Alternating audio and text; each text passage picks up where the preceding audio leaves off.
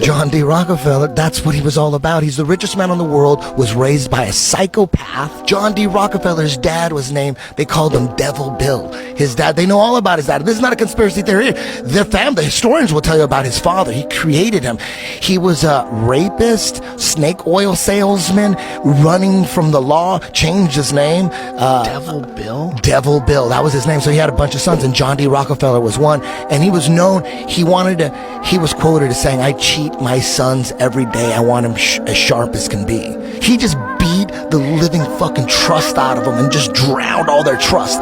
So John D. Rockefeller grew up not trusting anybody. Dude, he got busted for monopolizing oil. They finally indicted him. He had to break apart Standard Oil, and it made him a billionaire. That's what made him rich, is when he got busted. When he had to sell everything off, he took over education. Dude, you know how he took over universities? Dude, he wanted to take over the world. He wasn't. If you cut and place 10 stones a day, it would take you 664 years to make the pyramid. There's 2,300,000 stones in the Great Pyramid. There's some real problems with the actual physical limitations of the size of these obelisks, where they're cutting them in the mountains and they have to move them hundreds of miles.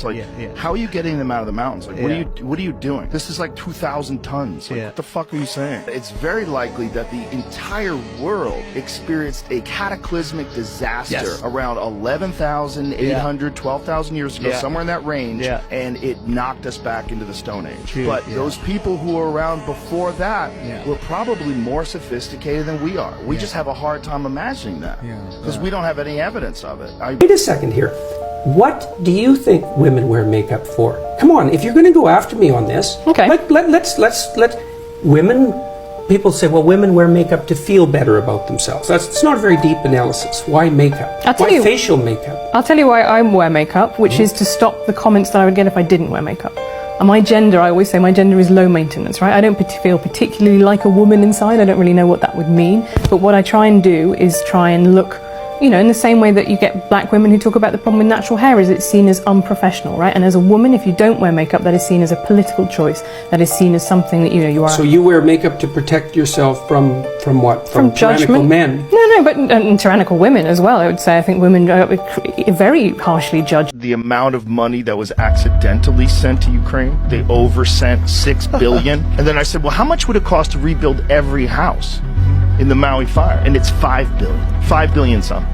But there's no talk of doing that. There's no talk of doing that. Isn't that interesting? It's happened 2 or 3 times now where the Pentagon has said, oh, we miscalculated how much money we had set aside for Ukraine, so we have an extra $4 billion to send now. When was the fire? August 8th. So this is after the fire.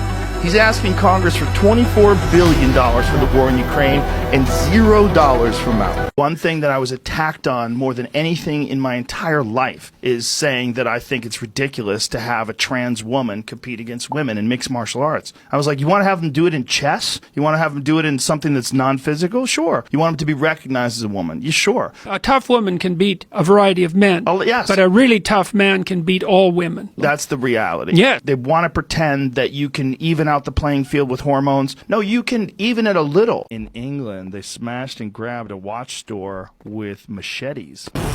Yeah, because, you know, there's this thing in England going on right now. I don't know if you know it, but London has, for the first time ever, passed the United States, passed New York City, rather, for the most murders.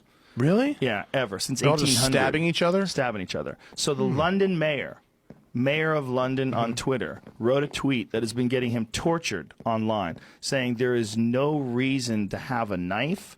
If we catch you with a knife, you will be... we catch you, regular guy. You regular pocket guy. knife. I open packages. I carry a knife. I want to cut a piece of rope. I have a knife on me. I said, okay, not anymore. No, in London, this guy's saying if you have a knife and you're caught with one, you'll be prosecuted to the fullest extent of the law. And of course, United States, we're going crazy over here. We're like, oh, I thought it was a gun problem. I thought it was a fucking gun problem. You're gonna